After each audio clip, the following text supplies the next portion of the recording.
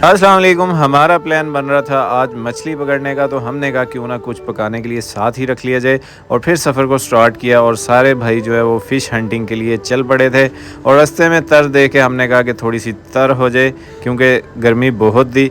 तो हमने ठंडा ठंडा तर को तर किया और उसके बाद दोबारा अपना सफ़र जारी किया। तो सराय आलमगीर नहर के पास हम लोग पहुंच चुके थे।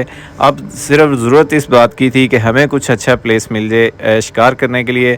तो ये प्लेस आगे भी हमारे लिए काफ़ी बेहतर जो है वो होता था। यहाँ पर अक्सर हम मछलियाँ वगैरह पकड़ के लेकर जाते थे। तो इसी प्लेस को हमने दोबारा सेलेक्ट किया और सारे भाइयों ने यहाँ पर अपने डोरे वगैरह जो है वो फेंक ली। और मैंने भी कहा कि चले मैं भी अपनी स्टिक्स वगैरह को तैयार करता हूँ। तो स्टिक्स वगैरह जो है ये सारा बैग हमने पिछले दिनों में ख़ुद ही माशाल्लाह सारा बाई किया और बनवाया था ताकि हम लोग आसानी से फ़िश हंटिंग कर सकें।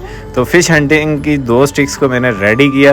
रेडी करने के बाद इसकी मशीन्स को इस पे फिट किया और शाह साहब से इस पर डोरी लगवाई क्योंकि डोरी लगाना मुझे ज़रा मुश्किल लगता है। उसके बाद इसको मैंने हंट किया पानी में, लेकिन जो पहली दफ़ा जो है वो सही नहीं गया।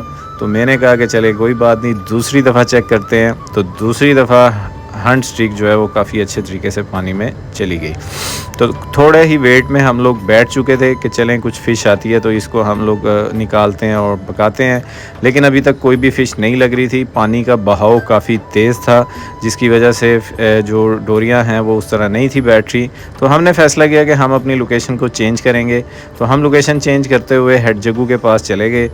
तो पकोड़े और जलेबियाँ बनते देखकर हमसे रहा नहीं गया। तो हमने कुछ पकोड़े और कुछ जलेबियाँ वहाँ से बाई की, साथ गरम गरम रोटियाँ लीं और दूसरे प्लेस की तरफ बढ़ गए। जब दूसरे प्लेस पर हम लोग पहुँच चुके तो साथ ही पहले हमने खाने को जो है वो नोश किया और उसके बाद दोबारा अपनी स्टिक्स को इस पॉइंट के ऊपर जो है वो कास्ट किया।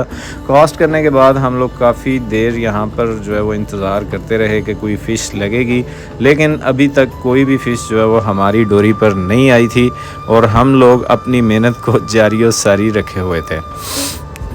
तो कुछ वक्त गुज़रता गया, हंटिंग स्टिक्स को हम लोग फ्रेश करते रहे, लेकिन पानी का बहाव तेज़ होने की वजह से हमें फिर भी फ़िश जो है वो नहीं लगी।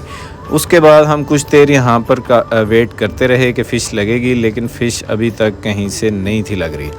थोड़ी देर में वहाँ पर तेज़ हवाएं चलने लगी तो हमें एहसास हुआ कि अभी जो है ना वो कह लें कि तूफ़ान आने वाला है। तो हमने सारे भाइयों को कहा कि जल्दी जल्दी अपनी स्टिक्स को जो है ना वो अपना क्लोज़ कर लीजिए क्योंकि तूफ़ान आना क्या था, आ चुका था। काफ़ी तेज़ हवाएं चलने लग पड़ी थी, मौसम काफ़ी वेल्डन हो चुका था। तो मैंने भाइयों को कहा छोड़ें अब फ़िश हंटिंग को, आज तो कुछ लगा नहीं।